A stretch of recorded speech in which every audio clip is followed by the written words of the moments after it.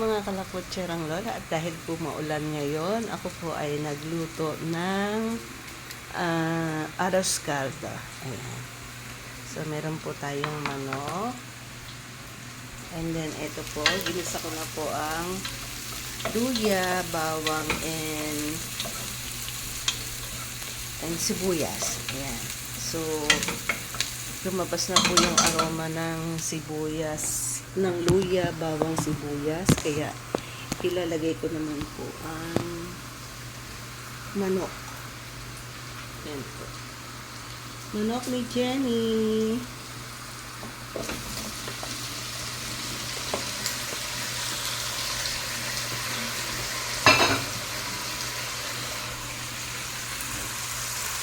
Ayan po.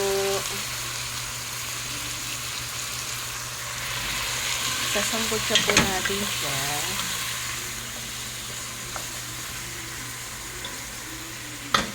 Bumili po kasi ako ng 2 buo na manok.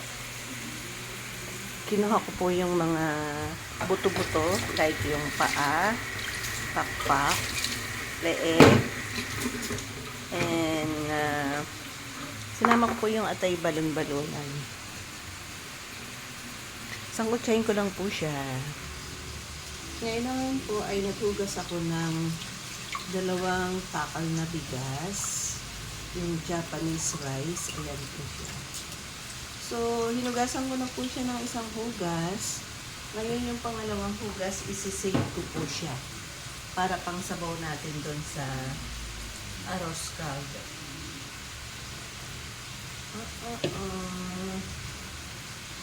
Sabaw. So, ito na po. Isineparate ko po yung sabaw ng pangalawang hugas ng bigas. Siya po yung ipang sasabaw ko sa arroz caldo.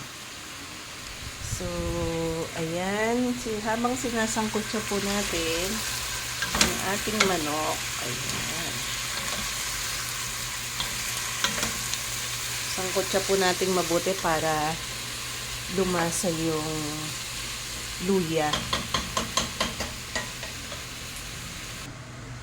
Pagsangkot siya ko po ng manok, yung pong manok binabad ko na ng 30 minutes sa konting patis para malasa. And then, nung sinangkot siya po natin, isinama na rin po natin yung patis. So, ayan na, nasangkot siya na po natin siya. So, ilalagay naman po natin yung bigas. Ayan na po yung bigas.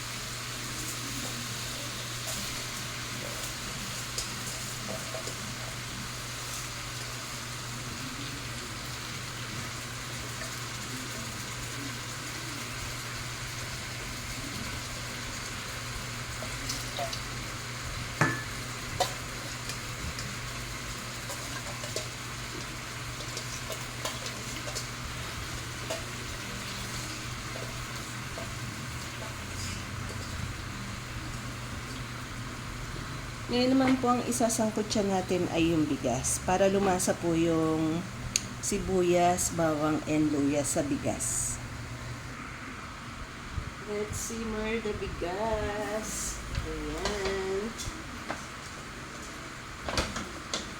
Ito lang po. And syempre habang sinasangkot siya po natin yung bigas, ay nasasangkot siya na rin po ng gusto yung manok niya. And lumalambot na rin po.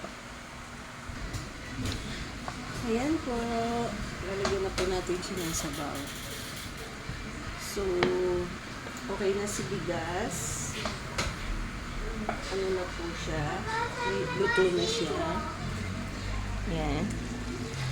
Luto na po siya. Bigas natin.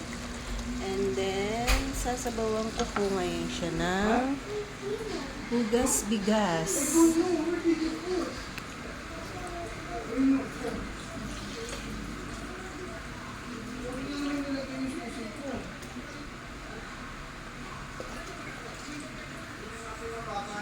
Yan, let's simmer. So, mga kalakotsera, lalagyan po natin siya nito. Sino po nakakakilala nito? Hindi ko po pwedeng ipakita yung harap kasi may pangalan. So, yung ating arroz caldo po ay lalagyan po natin ito na para pampalasa din po. At the same time, gumaganda po yung kulay niya. Nagmumukhang masarap. Ayan. Comment lang po kung alam nyo kung ano ang pangalan nito. Ayan. Thank you. So, ayan na po siya. Nalagyan ko na siya ng pampalasa. Ayan po. Ooh. So, ayan mga kalakotserang lola. Paminsan-minsan po hahaluin natin siya para hindi siya manikit.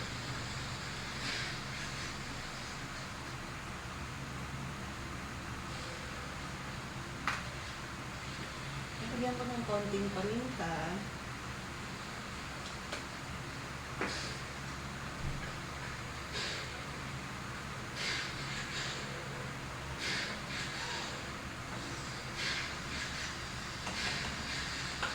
Okay na po siya. Ready to eat. Thank you for watching. Please subscribe my YouTube channel, Lakwatserang Lola.